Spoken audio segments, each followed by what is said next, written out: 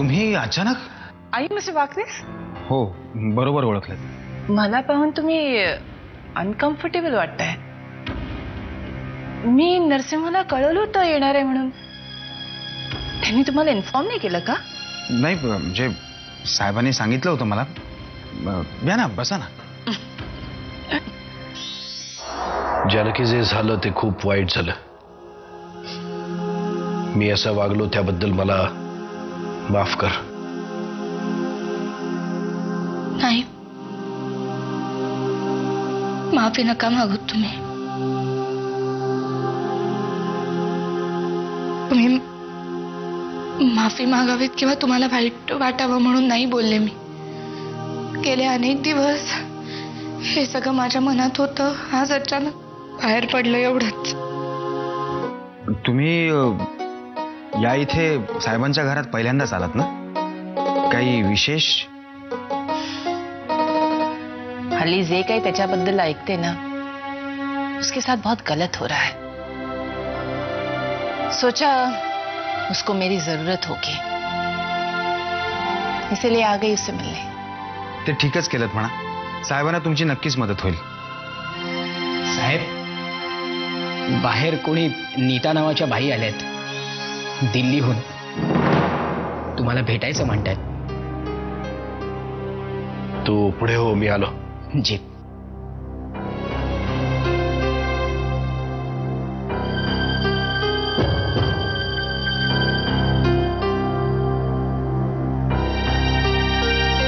मला कळवायचं नाही का? मी आलो असतो एअरपोर्टवर रिसीव्ह करायला. म्हणूनच कळवलं नाही. I wanted to surprise my friend. तर मी कसा झाला प्रवास? फ्लाईट वेळेत होती? एकदम फर्स्ट क्लास. सच बंगला बड़ा बढ़िया बनाया तुमने. बरं, हा की. तुझ्या बायकोला चालेल ना?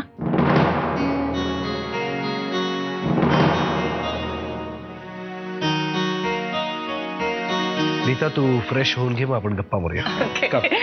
तुम्ही इथेच थांबा वाकनेस. अरे it's okay. It's okay, please.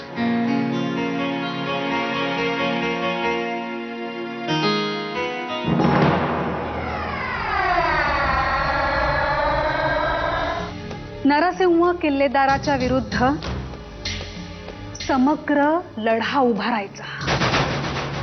त्याला सळो की पळो करून सोडायचं. निदर्शनं करायची, मोर्चे काढायचे, घोषणा द्यायच्या, दगडफेक करायची, रास्ता रोको आंदोलन करायचं. आणि जर का गरज पडली तर मुंबई बंद सुद्धा करायला आम्ही पुढे मागे बघणार नाही. माताजी, तुम्ही काय बोलताय? माझा लढा शांततेच्या मार्गाने जातो.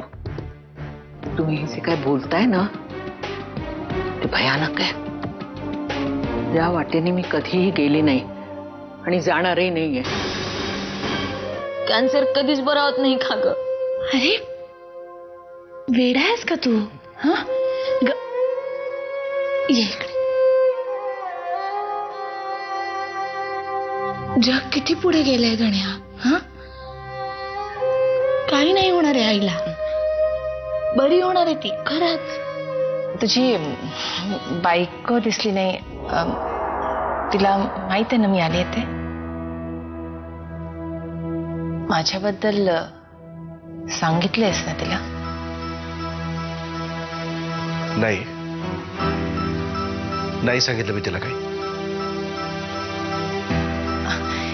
एनिवे, पण आहे कुठे ती?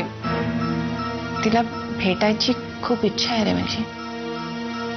असेल कुठल्या तरी कामात.